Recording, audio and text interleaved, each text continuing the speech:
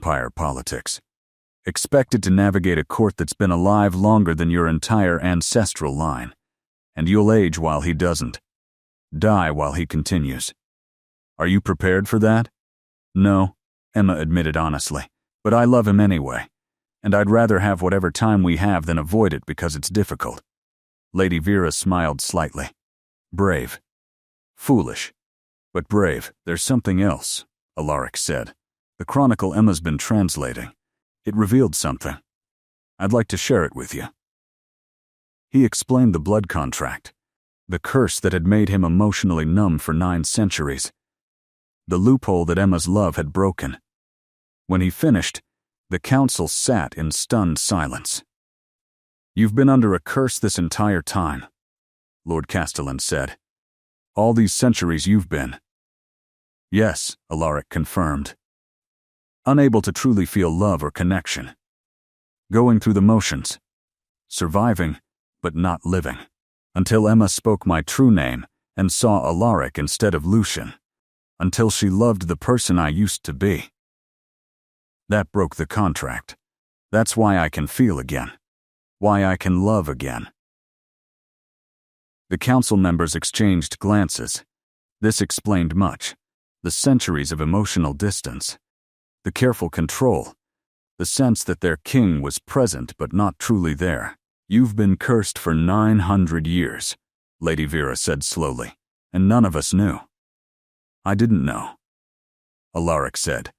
I thought I'd just changed, become cold through survival. I didn't realize it was magical compulsion until Emma found the chronicle. Lord Castellan sat back down heavily. This changes things, he admitted. If you've been operating under a curse, if you're only now free of it, we need to understand what that means for your rule. It means, Alaric said, that I'm going to be different going forward. More present, more emotionally available, more willing to connect. I'll still rule fairly, but I'll rule as someone who remembers how to care about outcomes, not just efficiency. Is that acceptable? The council was quiet. Then Lord Castellan did something unexpected. He bowed his head. Your Majesty, he said. I've served you for 300 years.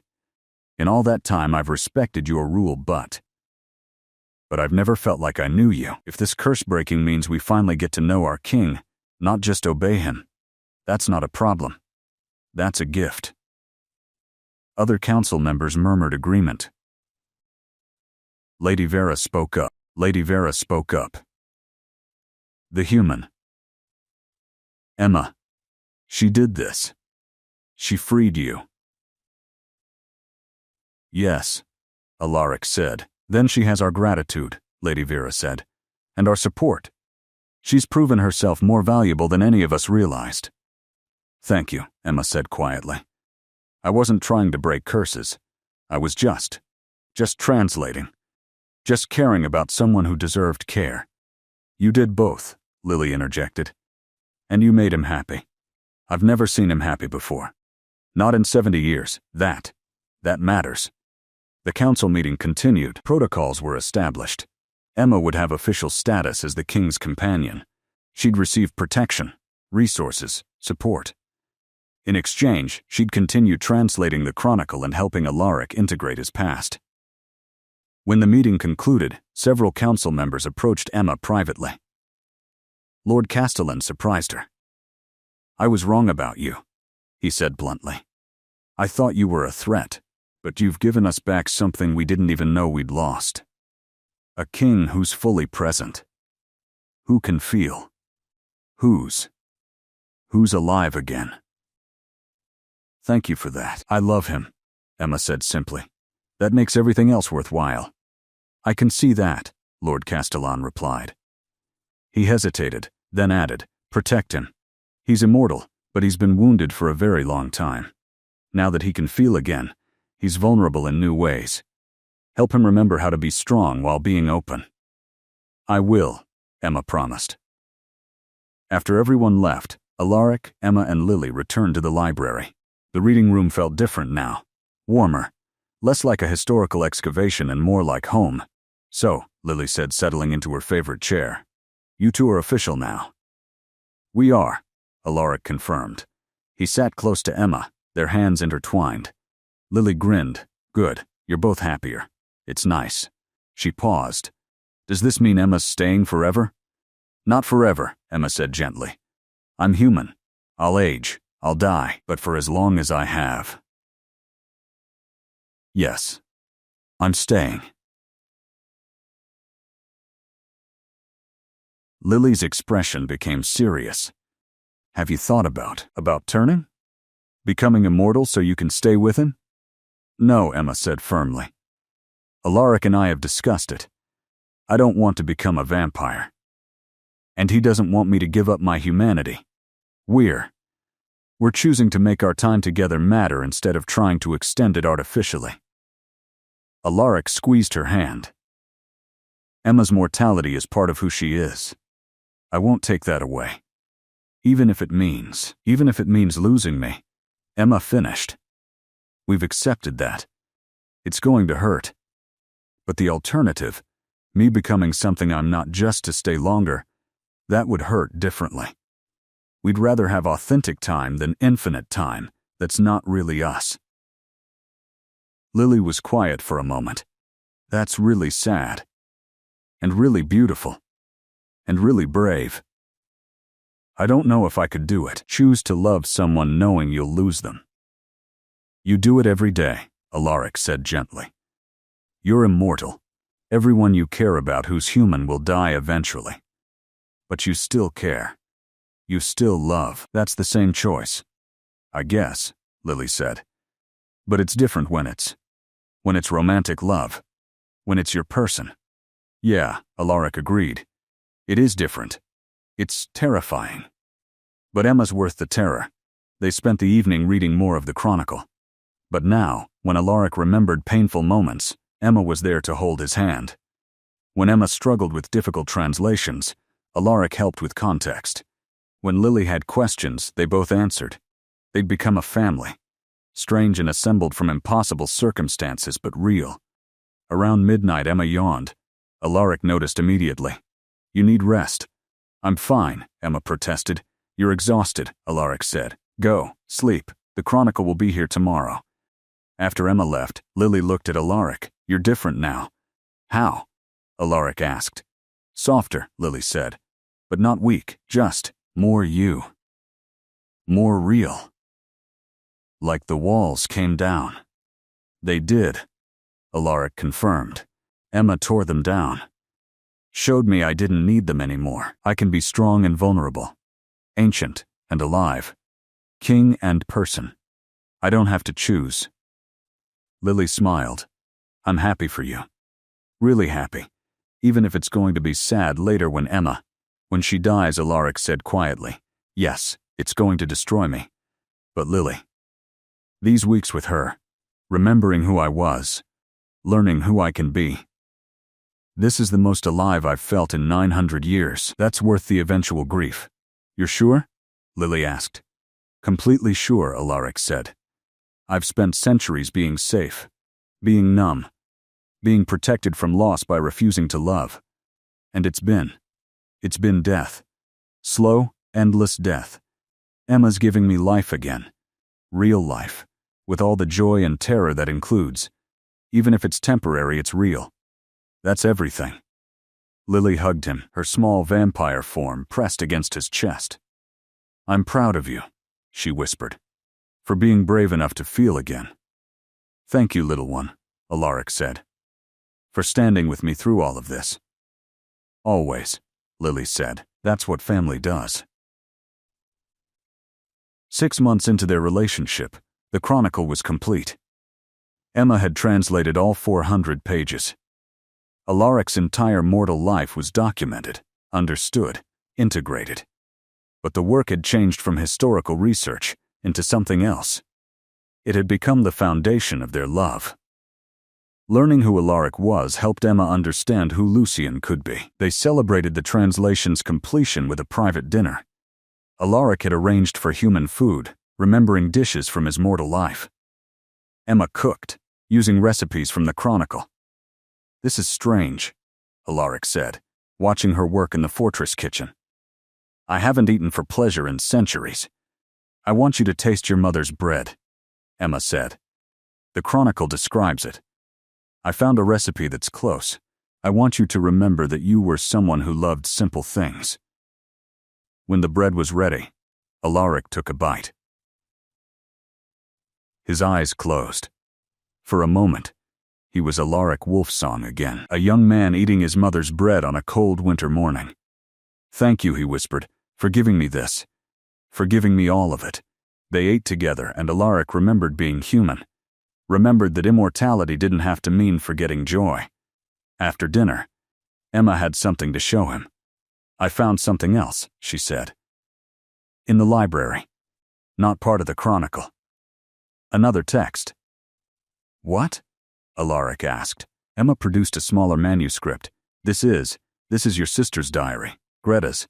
She kept a journal. It survived somehow. Ended up in your library. I've been translating it. Alaric went very still. Greta wrote about me? Emma nodded. Want to hear it?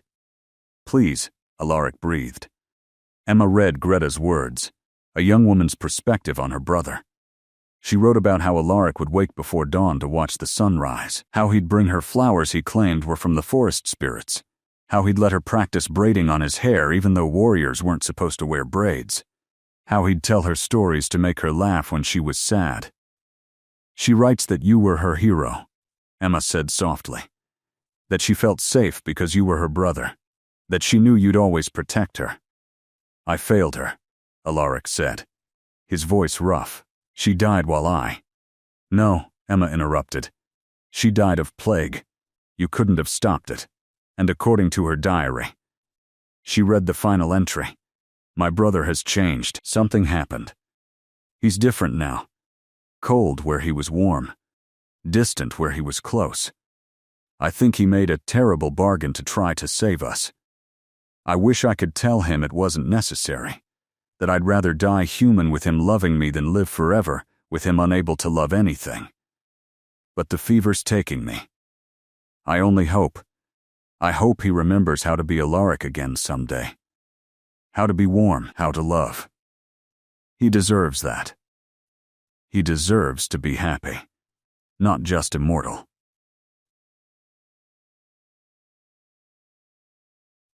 Alaric was crying. Actually, crying. Tears streaking down his pale face. She knew. He choked out. She knew I'd been changed. And she wanted me to be happy. Emma set the diary down, held him while he grieved, for the sister he'd lost, for the centuries he'd spent frozen, for the life he'd sacrificed trying to save everyone and ending up saving no one. I'm sorry, he said eventually. I'm not usually this open. Feel it, Emma said. Let yourself feel it all. That's what Greta wants, for you to be warm again, to love again, to be Alaric. Alaric pulled back, looked at her with red-rimmed eyes. I love you, he said. I love you so much it terrifies me. Because someday I'm going to lose you. Someday I'm going to watch you age and die, and I don't know if I'll survive it. You will, Emma said gently. Because you'll remember me. You'll remember this. You'll remember that I chose you. That we chose each other. And you won't forget. You won't bury me like you buried Alaric. You'll integrate me. Keep me part of who you are. Can you promise that? Promise, Alaric said. I promise I'll remember you. I'll carry you with me. I won't go numb again. I won't erase you to make the grief easier. I'll feel all of it, and I'll survive. And I'll be both. Alaric and Lucian and Emma's beloved. All of it together. They made love that night for the first time. Slowly, tenderly. Alaric remembered being human enough to make it gentle. Emma reminded him he was loved enough to make it sacred. Afterward, lying tangled together, Alaric spoke quietly. I need to tell you something. Emma shifted to look at him. What? I've been researching, Alaric said. Ways to extend your life without turning you, without making you a vampire. There's old magic. Very old. It can slow aging. Not stop it, but slow it significantly. You could live 200 years instead of 80. Maybe more. Emma went still. That's possible? It's possible, Alaric confirmed. It requires binding yourself to me. Magically. Not turning. Just connecting our life forces. You'd age slower because you'd be drawing on my immortality. But you'd still be human. Still mortal. Just for longer. Why didn't you mention this before? Emma asked. Because, Alaric said carefully, I wanted you to love me for me, not for the possibility of extended life. I wanted our relationship to be about choice, not desperation or fear of death. And now that we're solid, now I can offer it as a gift instead of a bargaining chip.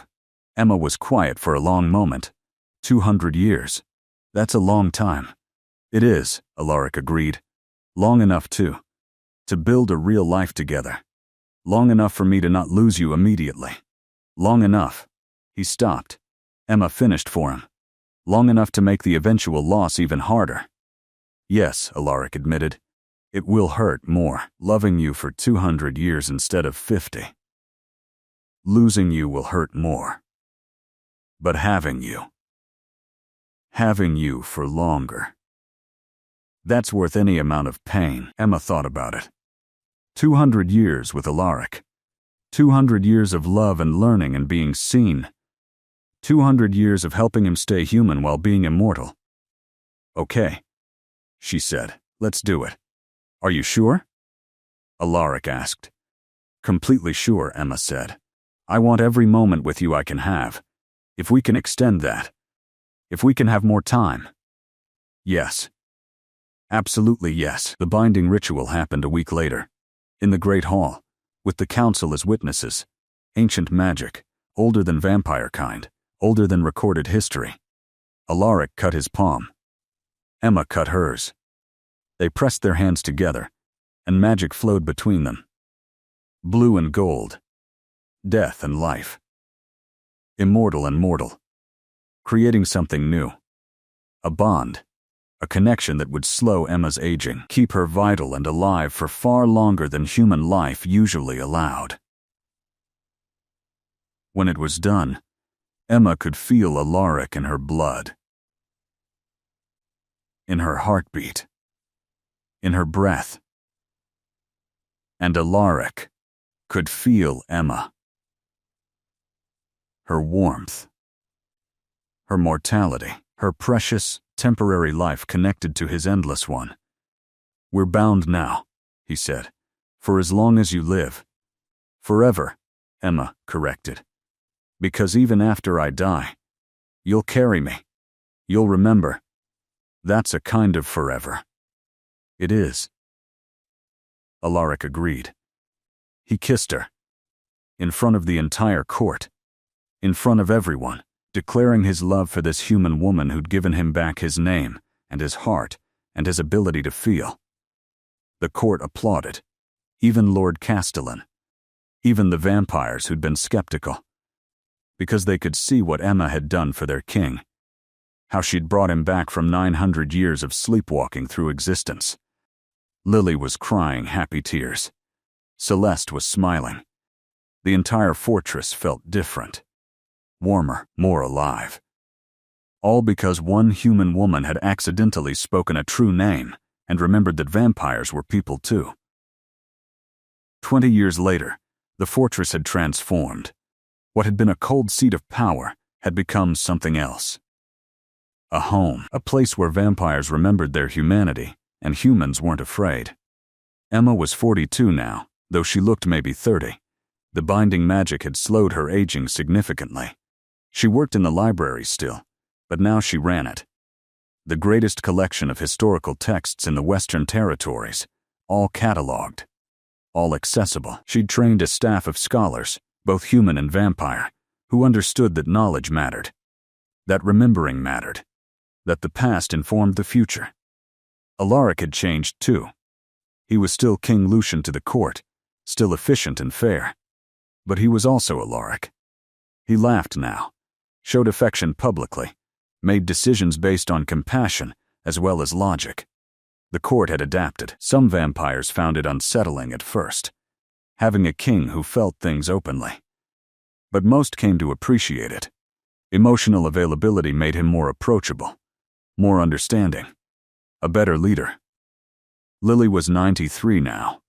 Though still frozen at 12, she'd become Emma's assistant in the library, had developed her own passion for history, for understanding how immortals and mortals had coexisted across centuries. "They're here," Lily announced one evening, running into the reading room where Emma and Alaric were working. "The delegates from the Eastern Territories." "Right," Emma said. "The conference." She'd almost forgotten. Alaric stood, straightened his clothing. "Ready?" he asked Emma. "Ready," she confirmed. The conference was Alaric's idea, a gathering of vampire lords and human leaders to discuss coexistence, to establish protocols that protected both groups, to create frameworks for interaction that didn't rely on fear or domination. It was ambitious, probably impossible. But they'd been planning it for years.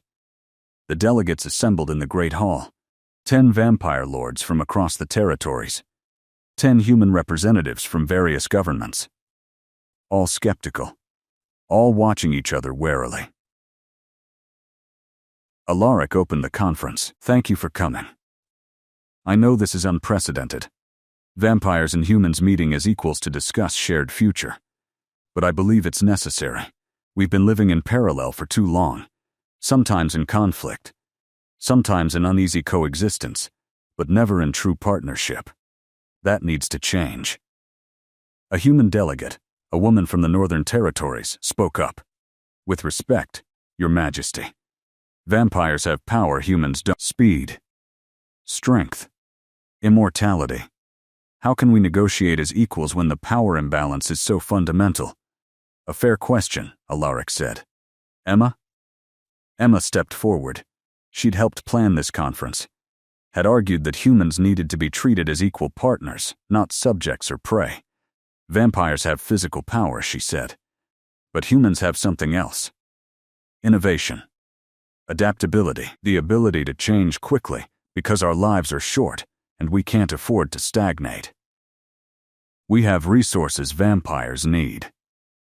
Knowledge vampires can use. Skills that immortality sometimes makes you forget. We're not helpless. We're different. And difference can be complementary instead of threatening." A vampire lord, ancient and cold, laughed shortly. "Pretty speech. But ultimately, we could simply take what we need. We're stronger." "Why negotiate?" "Because," Lily interjected from the side of the hall, "being strong doesn't mean you have to be cruel. Because vampires who forget they used to be human become monsters. Because isolation makes you weak in ways that have nothing to do with physical power. Because," she looked at Alaric, "because loneliness hurts, and treating humans as resources instead of people makes you lonely forever." The vampire lord studied Lily. Then Alaric. Then Emma. "You've built something strange here," he said. "A vampire king who loves a human, who feels things, who treats mortals as equals. It's unusual. It's necessary," Alaric said. "I spent 900 years being cold, efficient, strong. And I was miserable, completely miserable. I'm stronger now. Not despite feeling things, but because of it. Because I have people I love, people who ground me, People who remind me that existence without connection is just endless nothing. The conference continued for days, debates, arguments, negotiations. Emma mediated many of the discussions. Her unique position, human beloved of a vampire king, gave her credibility with both groups. She could speak to human fears while understanding vampire perspectives. Slowly, painfully, they built frameworks, agreements about territory, about feeding, about protection, about consequences for violence from either side, about education and cultural exchange, about remembering that both groups were people deserving dignity. By the end, they had something unprecedented. A treaty. Not perfect, not comprehensive, but a start. A framework for coexistence based on mutual respect instead of fear. The delegates signed. Vampire and human names side by side. Alaric signed last, and beneath his formal signature, he added something else. His true name, Alaric Wolfsong.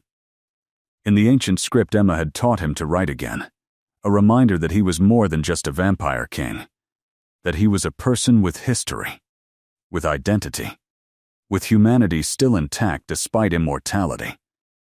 After the delegates departed, Emma found Alaric in the garden. Their garden, the one they'd planted together over the years, filled with flowers from every era, some alive, some preserved by magic, all beautiful. You did it, she said. Actually created a framework for peace. We did it, Alaric corrected. You were essential. I'm just the translator, Emma teased. You're my partner, Alaric said seriously. In everything. I couldn't have done any of this without you reminding me how to be human while being immortal. They sat together on a bench beneath impossible stars. 20 years together. 180 more to go if the magic held. Then grief, but for now, this moment, this love, this life they'd built together. Emma's hair was streaked with gray now despite the magic. Alaric thought it was beautiful, evidence of time passing, of a life being lived fully. Do you regret it? He asked quietly. Binding yourself to me? Giving up a normal human life for this? Never, Emma said firmly. This is the best choice I've ever made. What about you? Do you regret? Regret loving you? Alaric interrupted. Regret remembering how to feel? Regret building all this? Never. Never in 1,000 years. He kissed her temple. You gave me back my name, my heart, my humanity. Whatever grief comes later. This is worth it. I love you, Emma said. I love you, Alaric and Lucian, and everyone you are. I love you, Alaric replied. Emma Chen, the human who saw a vampire king and remembered he used to be a person named Alaric, who loved me enough to break a curse I didn't know I was under, who spent 20 years helping me integrate every version of myself into someone whole. They stayed in the garden until dawn. Alaric had to retreat before sunrise. But Emma remained, watching the sky lighten, thinking about the life they'd built, the fortress that had become home, the vampire who'd remembered how to love, the remaining 180 years stretching ahead, and the grief that would come after. But for now, for this moment, this was enough. This was everything. 50 years after Emma spoke Alaric's true name, the library received a donation, a private collection from a deceased vampire's estate. Among the texts was something that made Emma's heart stop. Another chronicle, older than Alaric's, written in an even more ancient dialect. She stayed up for 3 nights straight translating the opening pages. When she understood what she'd found, she ran to find Alaric. He was in council. She interrupted anyway. I'm sorry, she said breathlessly. But I found something. It can't wait. Alaric dismissed the council immediately, took one look at Emma's face and knew this was important. What did you find? Another chronicle, Emma said. But not yours. This one describes the vampire who turned you, the one who made the blood contract. Alaric went very still. Tell me. His name was Malachi, Emma read from her notes. He was cursed too, by someone he'd loved and betrayed. The curse was that he'd spend eternity turning others, but every person he turned would eventually break free of his control, would eventually remember how to love, would eventually undo his work.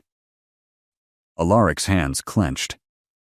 So the contract, the thing that made me unable to love, that was his curse working through me?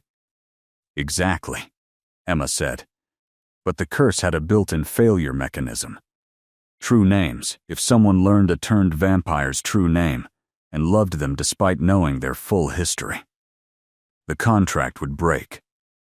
You'd be free. He was cursed to damn people, but also to have that damnation be temporary. Poetic justice, Alaric said bitterly. Malachi ruins lives, but never permanently. There's more, Emma said. The chronicle describes what happened to Malachi. He finally felt such guilt about the people he'd cursed that he walked into sunlight, destroyed himself.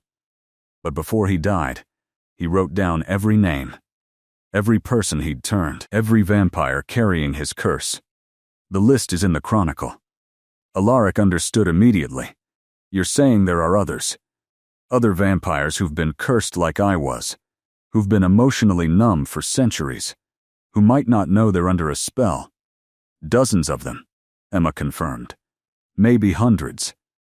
The chronicle lists them all. We could help them, Alaric finished.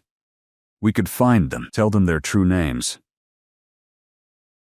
Help them break the curse like you helped me. It would take decades. Maybe centuries. But we could. We could give them back their humanity. Emma smiled. I was hoping you'd say that. They started immediately. Using the list from Malachi's chronicle, they identified cursed vampires still alive. Then began the painstaking work of finding their true names. Most had been buried, forgotten, deliberately erased.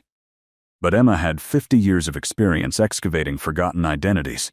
She knew how to search, how to piece together fragments, how to restore what had been lost. Alaric provided resources, funding, access, his own reputation to open doors.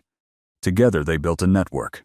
Scholars, historians, archivists, all dedicated to finding true names and breaking curses. The first success came 3 years later. A vampire named Corvus, 800 years old, had been emotionally numb since his turning. Emma found his true name in a monastery record from 1214. Thomas Brightwater, when she spoke it to him, explained the curse, watched him feel for the first time in 8 centuries. Corvus had wept. Actually wept, then dedicated himself to helping others, joined their network, became one of their most valuable researchers. More followed. Alexandra, whose true name was Margaret Softfoot, 600 years of numbness ending when a scholar spoke her birth name. Dmitri, born as Ivan Woodwright, 500 years frozen, freed by 2 words. Each freed vampire joined the effort. Soon they had dozens of researchers. Then, hundreds, all working to find cursed vampires and restore their ability to feel. Lily, now 130, took charge of the youth division. Vampires turned young, who'd spent centuries trapped in child or adolescent bodies while unable to feel the emotions that came with growth. She was brilliant at it, understanding exactly what they needed. The work was exhausting. Emma was 70 now, though she looked 50. The binding magic kept her vital, but she could feel time pressing. 130 more years. Then the grief Alaric had been preparing for since they met. But she didn't think about that. She thought about the vampires they'd helped. The lives restored. The curse broken again and again. One evening, working late in the library, Alaric found Emma staring at Malachi's chronicle. "What are you thinking?" he asked. "I'm thinking," Emma said slowly, "that Malachi's curse was beautiful in its own way. He was forced to damn people. But the damnation always had an escape clause. True names. Love. Being seen as a person instead of a monster. He was cursed to show that even his worst crime could be undone by compassion. That's profound. Alaric sat beside her. You're thinking about legacy. I'm thinking, Emma said, that we've helped 300 vampires over 50 years. That's 300 people who can feel again. Who can love. Who can be human while being immortal. And when I'm gone. This work will continue. The network will keep going. Centuries from now, vampires will still be getting their names back, their hearts back. That's everything. You're thinking about dying, Alaric said quietly. I'm thinking about living, Emma corrected. I'm 70, Alaric. I've had 50 years with you. That's already more than most people get, and I've spent it doing work that matters, helping people, building something that outlasts me. When I die, I'll die fulfilled. Alaric's hand found hers. I'm not ready to lose you. I know, Emma said gently, but we've always known this was coming. I'm human. I'm mortal. Even the binding magic just delays the inevitable. I'll have maybe 130 more years. That's still time. That's still more life than I ever imagined. But you should start preparing. Start thinking about what comes after. I can't, Alaric said. His voice broke. I can't think about a world without you in it. You have to, Emma said. Because I need to know you'll be okay. I need to know that when I'm gone you won't go numb again. You won't erase me. You won't forget how to feel just because feeling hurts. Promise me. Alaric pulled her close. I promise. I promise I'll remember you. I'll carry you. I'll feel every moment of grief and I'll survive it, and I'll keep being Alaric. Keep being the person you helped me remember how to be. I'll live. Actually live. For both of us. Good, Emma whispered. Because you've got work to do. Thousands of cursed vampires still out there. They need you. They need this network we've built. Don't let my death stop that. It won't, Alaric swore. I'll keep going. I'll help every vampire I can find. I'll spend the next 1,000 years breaking curses and giving people back their names. For you. Because of you. Because you taught me that remembering who people really are is the most important work there is. They held each other in the library, surrounded by chronicles and true names and histories excavated from forgotten corners. Two people who'd built something beautiful from an accidental moment. From a name spoken without knowing its power. Outside, the network continued to grow. Researchers finding names. Vampires feeling for the first time in centuries. Curses breaking one by one. Malachi's poetic justice playing out across continents and centuries. And at the center of it all, a vampire king who'd been given back his humanity by a historian who believed everyone deserved to remember who they were. Who loved him enough to see Alaric beneath Lucian. Who'd spent 50 years proving that love was stronger than curses.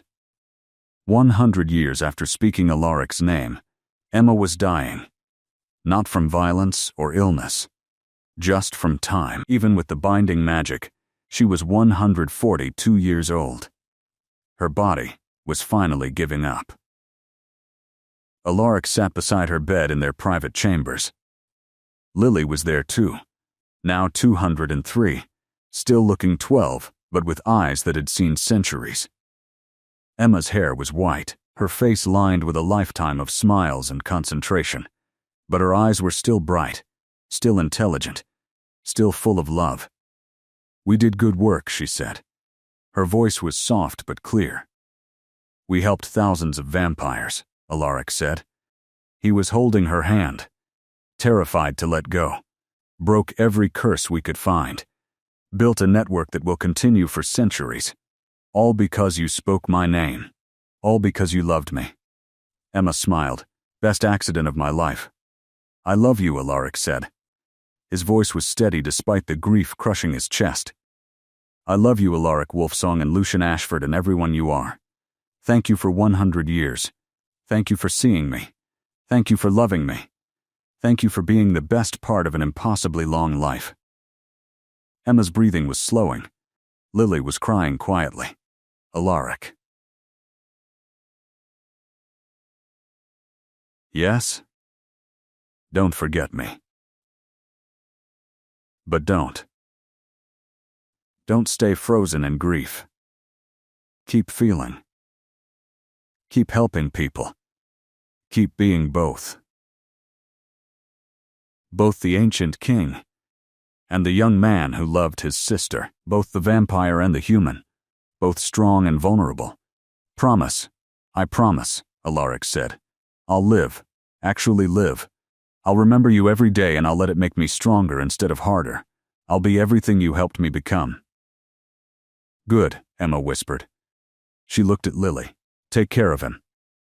Always, Lily said through tears. He's family. And you? Emma said. You're amazing.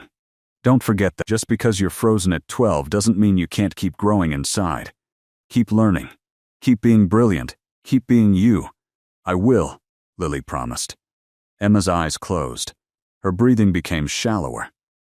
Alaric felt the binding magic beginning to fade, the connection between them loosening as her life force diminished.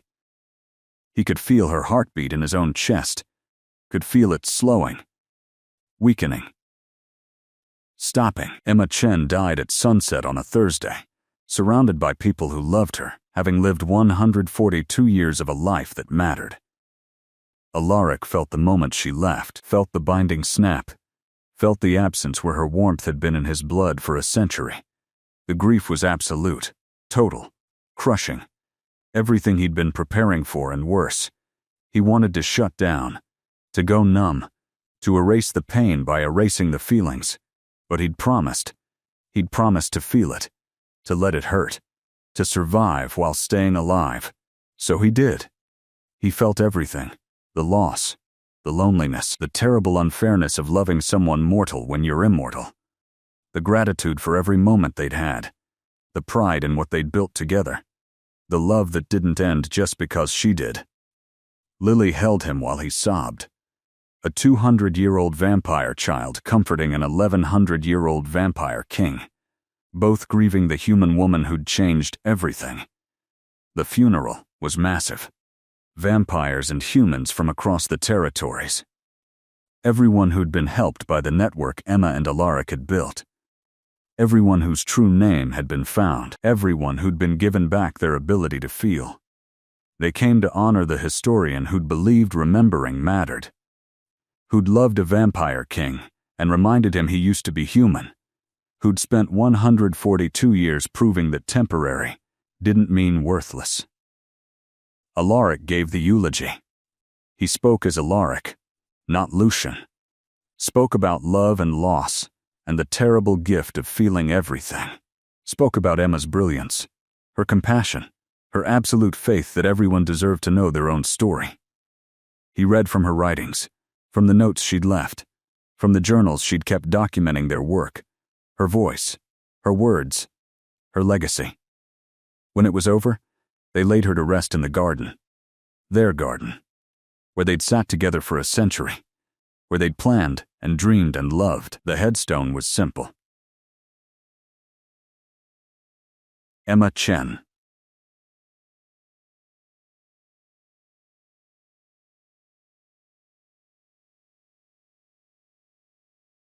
Beloved. Reminder that love is stronger than curses. Alaric visited every evening, would sit beside her grave and tell her about the day, about the vampires they'd helped, about the work continuing, about staying alive instead of just existing. Days turned to weeks, weeks to months, months to years. The grief didn't lessen. It just changed. Became something he carried instead of something that crushed him.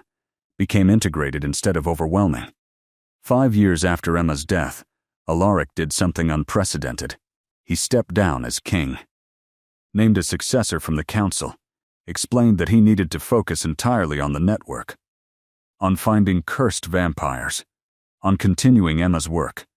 The council understood, respected his choice. Some were relieved, others were sad. All honored his service.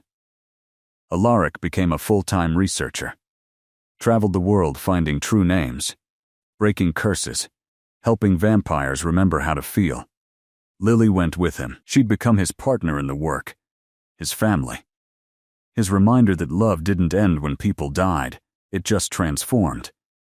They spent decades traveling, centuries, finding vampires who'd been numb for longer than Emma had been alive, giving them back their names, their hearts, their humanity. Each freed vampire joined the network. The work grew exponentially. What had started with Emma speaking one name had become a global movement. Thousands of vampires learning to feel again. Learning that immortality didn't require emotional death. Learning that they could be both ancient and alive. 200 years after Emma's death, Alaric returned to the fortress. The library was now a monument. The network's headquarters. Hundreds of researchers working to find cursed vampires and free them. Lily, now 403, ran the operation. She'd become brilliant at it. Had Emma's gift for seeing people instead of just vampires. For understanding that names mattered. That history mattered. That remembering who you were was essential to becoming who you could be.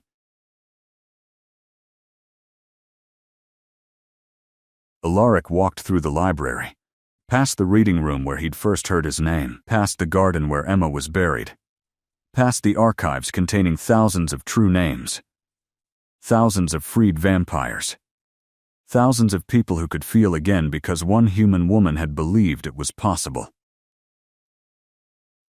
He stopped at Emma's memorial. They'd created one in the library. Her portrait, her writings, her journals, her chronicle of their century together. And beneath it all, engraved in stone, she spoke a true name and changed the world. Alaric touched the engraving. Remembered, not just Emma, but himself. Alaric Wolfsong, the young king who'd been cursed. Lucian Ashford, the ancient vampire who'd forgotten how to feel. And the person he'd become because Emma loved both. Integrated, whole, both ancient and human, both strong and vulnerable, both grieving and alive. He'd kept his promise. He'd felt everything. He'd survived. He'd lived. And he'd helped thousands of others do the same. Thank you, he whispered to Emma's memory. For my name. For my heart. For teaching me that love is worth grief. That temporary is valuable. That remembering who we were helps us become who we're meant to be. Somewhere, somehow, he felt like she heard him. Like she smiled. Like she was proud. And Alaric Wolfsong, 1100 years old, kept living. Actually living. For both of them. 300 years after Emma's death, the last cursed vampire was found. A woman named Seraphina, turned by Malachi in 9A2 ad. She'd been emotionally numb for over 1,000 years. Longer than Alaric had been. Longer than anyone they'd helped. Her true name was found in a monastery in Ireland, hidden in a text about Celtic queens. Elspeth Ravenwing, daughter of the Raven clan. Alaric traveled to meet her personally. She lived in isolation in the Scottish Highlands, had given up on connection centuries ago. When Alaric arrived at her estate, she received him coldly, efficiently, the way he'd once conducted himself. I know why you're here, she said. You're part of that network, the one that helps cursed vampires, claims to give us back our feelings. Yes, Alaric said. I am, and I can help you, if you'll let me. I don't want feelings, Seraphina said flatly. I've survived 1,000 years by being numb. Why would I want to feel now? Alaric understood. He'd felt the same way once. Because, he said gently, existing isn't the same as living. I know, I spent 900 years existing. It's lonely, even when you're surrounded by people. Especially then. Seraphina's expression didn't change. What makes you think you understand? Because I was cursed too, Alaric said. By the same vampire who cursed you. Malachi. I was numb for 900 years, until someone spoke my true name and reminded me I used to be a person. That changed everything. Serafina was quiet. Then, what was it like? Waking up after 900 years? Terrifying, Alaric admitted. Overwhelming. All those centuries of suppressed feeling crashing down at once, but also beautiful. Feeling love again. Joy. Even grief. Even pain. It was being alive again. Even while being immortal. And you think I want that? Serafina asked. I think you deserve the choice, Alaric said. I can speak your true name. Tell you who you were before the curse. And then you decide. You can choose to feel again or choose to stay numb, but at least you'll know it's a choice, not a compulsion. Serafina considered this. Finally, she nodded. Speak it. Alaric took a breath. Your name is Elspeth Ravenwing. You were born in 959 AD, daughter of a Celtic chieftain. The chronicles say you were fierce, brave, that you fought beside your father in battle, that you loved your people deeply, that you became chieftain at 23 when he died, that you ruled with wisdom and strength until Malachi found you, until he cursed you and made you forget. Serafina, Elspeth, went very still. Something was happening behind her eyes, emotions cracking through centuries of ice. You were someone who cared, Alaric continued. Someone who loved fiercely. Someone who fought for people who couldn't fight for themselves. That person. That's still in there. Under the curse, under the numbness. Elspeth. You're still Elspeth. Tears began streaming down Serafina's face. She looked shocked by them. Hadn't cried in 1,000 years. I remember, she whispered. My father, my people, the weight of a sword, the smell of heather, being warm, being alive. The curse shattered. Alaric could feel it. The same magic that had broken when Emma spoke his name. The blood contract dissolving, freedom rushing in. Serafina collapsed. Alaric caught her, held her while she felt everything. 1,000 years of suppressed emotion flooding through at once. It took hours for her to stabilize. When she finally pulled back, her eyes were different. Alive. Thank you, she said. Her voice was rough with crying. Thank you for giving me back myself. Emma would say you always had yourself, Alaric replied gently. The curse just made you forget. Who's Emma? Serafina asked. My beloved, Alaric said. The human woman who spoke my true name, who loved me enough to break my curse, who spent 142 years helping me remember how to be both ancient and human, who built the network that found you. She's gone now, died 300 years ago, but her work continues. I'm sorry, Serafina said, for your loss. Don't be, Alaric said. I'm not. I grieve her every day. I'll grieve her forever. But I'm not sorry I loved her. I'm not sorry I felt everything. The grief is. It's proof the love was real. That it mattered. I'd rather carry this grief for eternity than go back to being numb. Serafina studied him. You really mean that? I really do, Alaric confirmed. Feeling is worth the pain. Living is worth the loss. Being Alaric instead of just Lucian.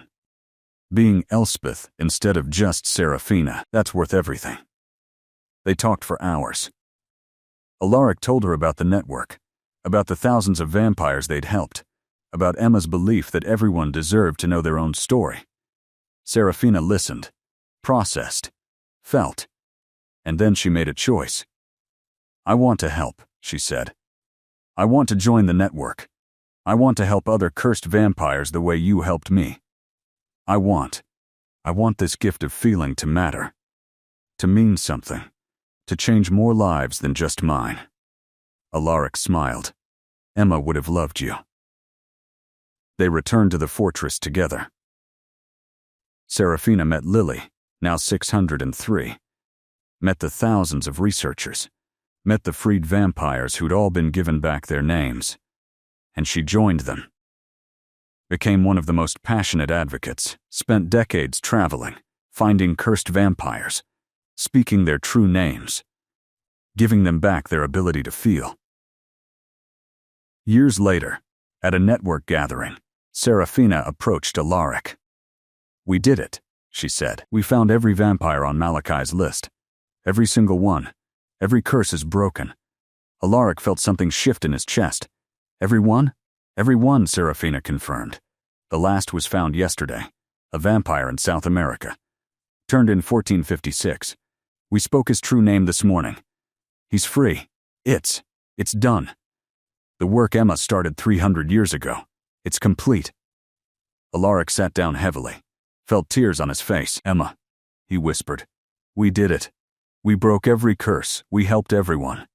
Your work, your legacy, it's complete." That night Alaric visited Emma's grave, sat beside the headstone in their garden. Lily found him there. "You're thinking about her," Lily said. "Always," Alaric replied, "but tonight especially. The work's done. Every curse broken. Every vampire freed. It's what she wanted, what she worked for, and she's not here to see it finished. She knows," Lily said. "Somehow, wherever she is. She knows. And she's proud." Alaric believed that. Had to believe that, because the alternative, that Emma had died without knowing her work would succeed, that was unbearable. "I kept my promise," he said to her headstone, to her memory, to the woman he'd loved for 100 years and grieved for 300 more. "I felt everything. I stayed alive. I helped thousands of vampires remember how to be human. I lived. Actually lived. For both of us." The wind moved through the garden, rustled the impossible flowers. For just a moment, Alaric could have sworn he felt Emma beside him, could have sworn he heard her voice. "Well done, Alaric," Wolfsong. "Well done." Lily took his hand. "What now?" she asked. "What do we do now that the work's complete?" "Now," Alaric said, "we live. We help the freed vampires integrate their feelings. We make sure the knowledge doesn't get lost. We document everything so future generations understand. We keep going, keep existing and living and feeling." That's what Emma would want. That's what she taught me. That existing doesn't end just because the main mission is complete. Life continues. So we continue with it. They sat together in the garden, an ancient vampire and his immortal ward, both shaped by a human woman who'd believed remembering mattered, both committed to living fully, feeling everything, being both ancient and alive. The network continued, not searching for cursed vampires anymore, but helping them adjust, teaching newly freed vampires how to handle emotions after centuries of numbness, documenting histories, preserving true names, making sure no one ever forgot who they'd been. Alaric ran the educational division, taught classes on integrating past and present, on being both ancient and human, on letting love and even knowing loss would follow. He spoke about Emma in every class, about the human historian who'd changed the world by speaking one true name, about loving someone temporary and having it matter forever, about keeping promises even when it hurt. Centuries passed. The fortress became legendary, the place where cursed vampires had been freed, where the network had begun, where Emma Chen had spoken a name and changed immortal existence forever. Alaric never remarried, never loved again, not romantically. He had family, Lily, Serafina, the thousands of freed vampires who considered him a father figure, the network that was his life's work. But his heart belonged to Emma, to the century they'd had, to the promise he'd kept, to the grief he carried with honor instead of shame. On the 1,000-year anniversary of Emma speaking his name, they held a ceremony. Every freed vampire gathered, thousands of them, all alive, all feeling, all integrated, all free. They stood in the great hall where it had all begun, where Emma had accidentally spoken a true name and broken a curse, where love had proven stronger than magic. Alaric spoke about Emma, about her brilliance, her compassion, her absolute faith that everyone deserved their own story, about the network she'd started that had freed thousands, about love that outlasted death. And then, together, the gathered vampires spoke their true names, names that had been found, returned, honored. Thousands of voices, thousands of identities, thousands of people who were both ancient and alive because one human woman had believed it was possible. The sound echoed through the fortress, through the centuries, a chorus of remembering, of integration, of gratitude. Alaric closed his eyes and heard Emma in it, heard her voice among the thousands, heard her saying what she'd said in life: everyone deserves to know their own story. And in that moment, after 1,000 years, Alaric finally felt at peace. He'd kept his promise. He'd lived. He'd felt everything. He'd helped thousands. He'd honored Emma's legacy. He'd been both Alaric and Lucian, both the cursed vampire and the freed man, both ancient and human, both grieving and alive. He'd been exactly what Emma had seen in him from the beginning: a person, not a monster, not just a king, a person who'd loved and lost and survived and thrived and built something beautiful from impossible pain. Alaric Wolfsong, 1100 years old, still living, still loving, still remembering, all because one historian had accidentally spoken his name and reminded him he deserved to exist as more than just survival. The ceremony ended. Vampires dispersed. The fortress quieted. Alaric returned to the garden, to Emma's grave, to the place where he'd spent 1,000 years being both with her and without her. "Thank you," he said one more time, "for my name, for my heart, for teaching me that love doesn't end when life does. That remembering is sacred. That feeling is worth everything. I love you. I'll always love you. And I'll keep living. For both of us." The stars turned overhead.